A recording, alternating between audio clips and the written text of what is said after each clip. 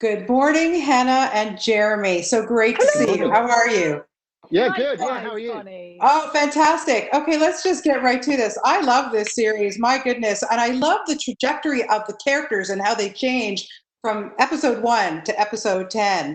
So, Hannah, let's just start with you because I want to know, you don't have to be a football, or as we call it here in North America, soccer fan. Soccer. Yes, it's soccer. To love the show. What did you love about it? And your amazing character, Rebecca. She's so wonderful. Oh, good. I'm glad you liked her. She's a misunderstood young lady. I love the fact that she is thrust into a world through her marriage, but then she thrusts herself even more so to get back at this a-hole of a husband, and actually accidentally starts to enjoy it along the way and realizes that maybe this is her vocation in life, and to have been given that on a plate and then fantastic clothes and all the rest of it. I mean, I was totally in seventh heaven.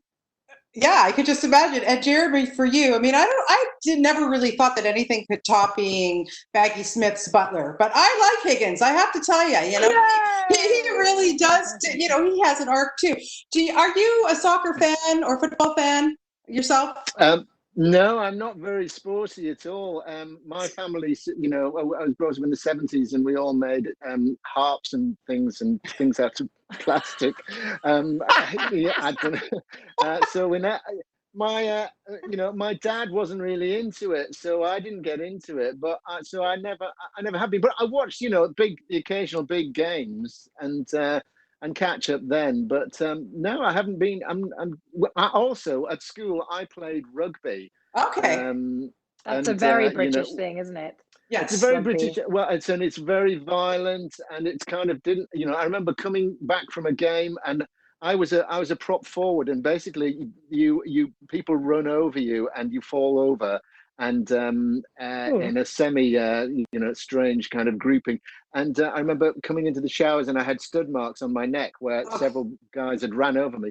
Yikes. So it didn't really make me very sport affiliated. You ran off back to your harps. Yeah. Now, what I love so much about Jason's character, Ted, is like he's always optimistic. He is just so positive. But how on earth do you keep a straight face opposite somebody like Jason? You don't. You don't. You just let it go, Imagine right? how many times I had to, if they have a reel of all the times, I'm just like, because I've got such a massive mouth anyway. Oh, please. I'd just be like, I'm meant to be a really moody bitch at the moment. Can you just stop looking at me? Can we just hold on a second? And then they'd go to go again, and he'd look at me in that kind of Ted Lasso way. And I was like, "What? I'm gonna have to have a different eye line or something." And the day he smacked his head on the door frame, and they kept it in. I mean, my reaction to that was genuine. And he got up and he was like, "I'm okay. I'm fine. I'm fine." Just brilliant. He's brilliant. And to have the person who's written it and created it standing in front of you and just sparring with you, I mean, that just doesn't happen. He's a great guy. He's a super talent. It really is super. And if you watch his movie work, he can do anything. And I've done a bit of improv, and it's the thing that's always attracted me to American comedy is I've really wanted to be in one for so long because of that. And but the bar is so high with Jason and Brendan, who plays Coach Beard. Yeah, that's so quick. Incredible at riffing and coming out with sort of such high quality improv that it's very hard to keep up. I was quite glad that my role was to shut him down.